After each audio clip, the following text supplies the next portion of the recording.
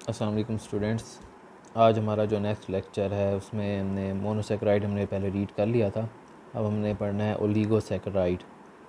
Oligosaccharide monosaccharide के बाद आने हैं, तो इसमें हम इसके डेफिनेशन करते हैं और साथ इसमें इसकी एग्जांपल्स देखते हैं।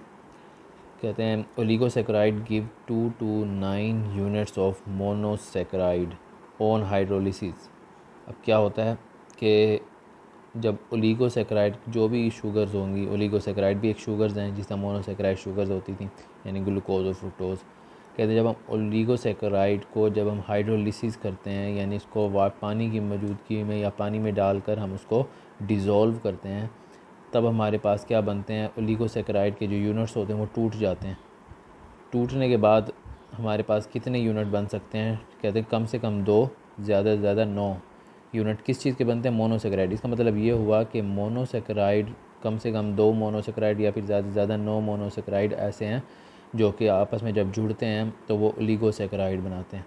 ठीक है, यानी कि मोनोसेकेराइड के मिलने से ओलिगोसेकेराइड बनते हैं। और इसी तरह मोनोसेकेराइड किस तरह से बनते थे? वो कितने 3 से 9 कार्बन के मिलने से बनते थे। कार्बन एटम्स आपस में जुड़ते थे, ये देखें कार्बन एटम आपस में जुड़े, उससे बन गया मोनोसेकेराइड। अब ये मोनोसेकेराइड आपस में जुड़ेंगे, हमारे पास बन जाएगा ओलिगोसेकेराइड। ठीक है, फिर ओलिगोसेकेराइड आगे जुड़ेंगे तो आगे हम देख लेंगे क्या बनता है। तो हमारे पास फ़िलहाल क्या है, oligosaccharide give 2 to 9 unit of monosaccharide on hydrolysis. Therefore they are classified as disaccharide and trisaccharide and tetrasaccharide. इस वजह से इनको डाइसेकेराइड, ट्राइसेकेराइड और टेट्रासेकेराइड कहते हैं। यहाँ तक हमारे पास इसकी ETC तक हमारे पास इसकी डेफिनेशन मौजूद है। ये लाइन ना करें depending upon the number of the unit, इसकी ज़रूरत नहीं है। ठीक है, इसके बाद है the most important oligosaccharide are disaccharide. अब डाइसेकेराइड की यहाँ पे डेफिनेशन आ रही है। कभी कभार ये शॉर्ट क्वेश्चन भी आता है कि व्हाट आर डाइसेकेराइड या विच आर डाइसेकेराइड। डाइसेकेराइड कौन से होते हैं, किस तरह के होते हैं? तो हमारे पास जो सबसे इम्पोर्टेंट डाइसेकेराइड जो आपकी बुक में लिखा हुआ है वो है सुक्रोज़। ठीक है, यहीं पे नाम लिखा हुआ है सुक्रोज़। ठीक है, कहते हैं ऑन हाइड्रोलिसिस। हाइड्रोलिसिस करने पे क्या होता है, sucrose produce 1 unit of glucose and 1 unit of fructose. मैंने आपको पहले ही बताया था कि ओलिगोसेकेराइड जो होते हैं इनको जब ब्रेक किया जाता है या इनकी हाइड्रोलिसिस की जाती है पानी की मौजूदगी में, तब इनके अंदर से हमारे पास मोनोसेकेराइड हासिल होते हैं। और देख लें यहाँ पे हमारे पास सुक्रोज़ है। सुक्रोज़ का फार्मूला है C12H22O11 है। ये भी शुगर, इसको भी शुगर ही कहते हैं। तो इसके अंदर जब हम वाटर डालते हैं, लेकिन इसके अंदर साथ हमें एक एसिड भी डालना पड़ता है, डाइल्यूट एसिड होता है HCl, यानी हमें एसिड भी एक डालना पड़ता है। जब हम ये एसिड बीच में यानी कि वाटर के साथ ये एसिड भी रखते हैं और साथ उसको हीट करते हैं, तब हमारे पास क्या होता है, ग्लूकोज और फ्रुक्टोज जो कि दोनों मोनोसेकेराइड हैं, तो ये बनते हैं। ये हमारे पास हो गई डाइसेकेराइड की डेफिनेशन। अब हमारे पास हम इसको बता सकते हैं कि ये किस किस शक्ल के होते हैं या किस तरह के दिखते हैं। इस तरह के जो ओलिगोसेकेराइड होते हैं, तो लिखा हुआ है the carbohydrates are white crystalline solid easily soluble in water. ये वाले जो कार्बोहाइड्रेट्स हैं ये क्रिस्टलाइन यानी कि ये भी चमकदार होते हैं और सॉलिड होते हैं और ये आसानी से पानी में हल हो जाते हैं। They are also sweet in taste. ये भी जिस तरह से मोनोसेकेराइड मीठे होते थे, ये भी मीठे होते हैं।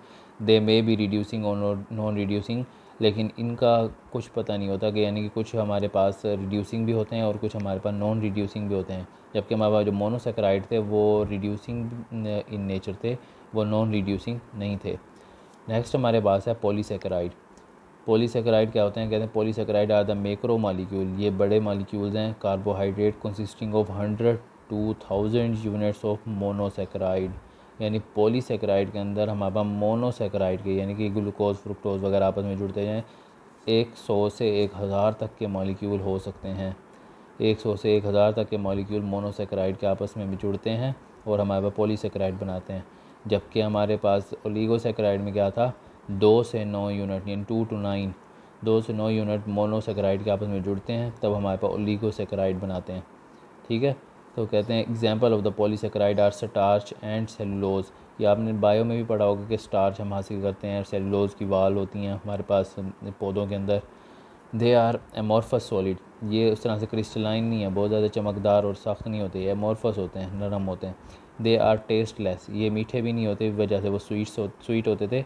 ये are tasteless, they are tasteless, ये टेस्टलेस होते हैं। एंड इनसोल्यूबल इन वाटर, और पानी के अंदर सोल्यूबल भी नहीं होते। They are non reducing in nature, और ये कम्प्लीटली नॉन रिड्यूसिंग होते हैं।